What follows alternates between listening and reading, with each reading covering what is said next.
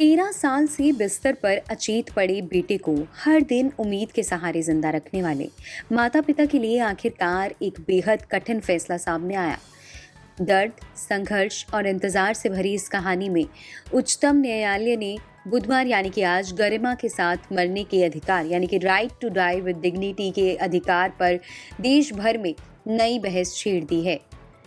दरअसल कोर्ट ने 31 वर्षीय एक मरीज जो कि पिछले 13 वर्षों से वेजिटेटिव स्टेट अचेतन अवस्था में इच्छा मृत्यु यानी कि पैसिव यूथेनेशिया की मंजूरी दी है।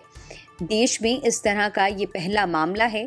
गाजियाबाद के रहने वाले हरीश राणा दरअसल 2013 में चंडीगढ़ की पंजाब यूनिवर्सिटी में बीटेक की पढ़ाई कर रहे थे।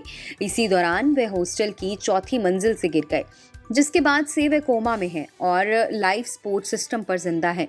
जस्टिस जेबी पारदीवाला और केवी विश्वनाथन की बेंच ने एम्स को निर्देश दिया है कि हरीश के लाइफ सपोर्ट सिस्टम को चरणबद्ध तरीके से हटाया जाए और इस प्रक्रिया में मरीज की गरिमा का पूरा ध्यान रखा जाए।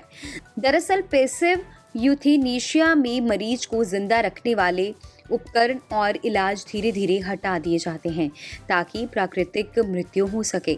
ये फैसला हरीश के माता पिता की अपील पर आया, जिन्होंने 13 साल तक बेटे की देखभाल की, लेकिन अब उसकी हालत और परिवार की आर्थिक स्थिति बेहद कठिन हो चुकी है। कोर्ट ने उनके धैर्य की सराहना करते हुए कहा, आप अपने बेटे का साथ नहीं छोड़ रहे, बल्कि आप उसे गरिमा के साथ विदा होने का अवसर दे रहे हैं। सुप्रीम कोर्ट ने इस फैसले के साथ केंद्र सरकार से पैसिव यूथेनेशिया पर स्पष्ट कानून बनाने पर भी विचार करने को कहा है।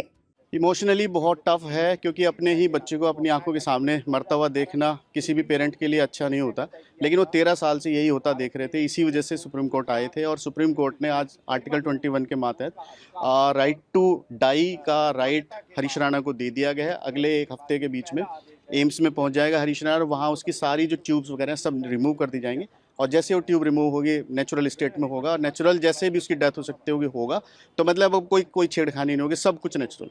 2018 में दिया था, वो क्या फैसला था उसके बारे में? कॉमन कोज में गाइडलाइन बनाई गई थी कि अगर पैलेटिव स्टेट में है, कोई 100% नॉन मूवमेंट में है, तो उसको कैसे ट्रीट किया जा सकता है, कैसे उसके साथ बिहेव किया जाएगा, क्या डायरेक्शंस थे, वो गाइडलाइन दी गई थी। यानी कि एक्टिव यूथेनेशिया नहीं था, पैसिव यूथेनेशिया। तब भी पैसिव ही था, पूरी दुनिया में भी एक्टिव बहुत ज़्यादा पॉपुलर नहीं है, पैसिव ही है और वो भी बहुत थोड़ा सा। उसमें से आज छोटी सी किरण भारत में भी निकली है और सारे देश के CMOs को डायरेक्शन दे दिया गया है कि अपने यहाँ भी प्राइमरी और सेकेंडरी बोर्ड बना के रखें और उसकी समय समय पर रिपोर्ट अपने मंत्रालय को करते हैं। सर्वशक्तिमान परमात्मा का धन्यवाद करता हूँ, जो आज जो हम करने जा रहे वो हुआ है, वो हम चाहते थे। ऐसे ही हमें न्यायाधीश टकरे जिन्होंने वो जजमेंट दी। 3 साल हो गए लड़ाई लड़ते हुए। कौन माता पिता अपना चाहता है कि अपने बेटे को ऐसे करे, परंतु हम चाहते कि जनहित में ऐसे पता नहीं हरीश जैसे कितने लोग पड़े हैं, उनका भी कल्याण हो। तो इसलिए ये मामला जो है चलता गया हाई कोर्ट से सुप्रीम कोर्ट में दोबारा अपील करी और आज हमें सफलता मिली है। तो इसका ऐसा है कि अब ये मीडिया में वहाँ एम्स में ले जाया जाएगा, तो उसके लिए हम डिस्कस कर लेंगे। सर आज शाम को बेटा भी आएगा, हमारी मैडम है जो इसकी सेवा करती हैं दिन रात।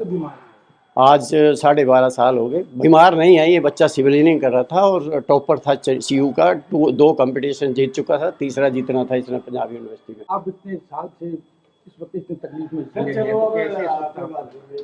वो तो क्या बताऊँ मैं, अब माँ बाप को कैसे लगता होगा, कुछ नहीं बोल सकते हम।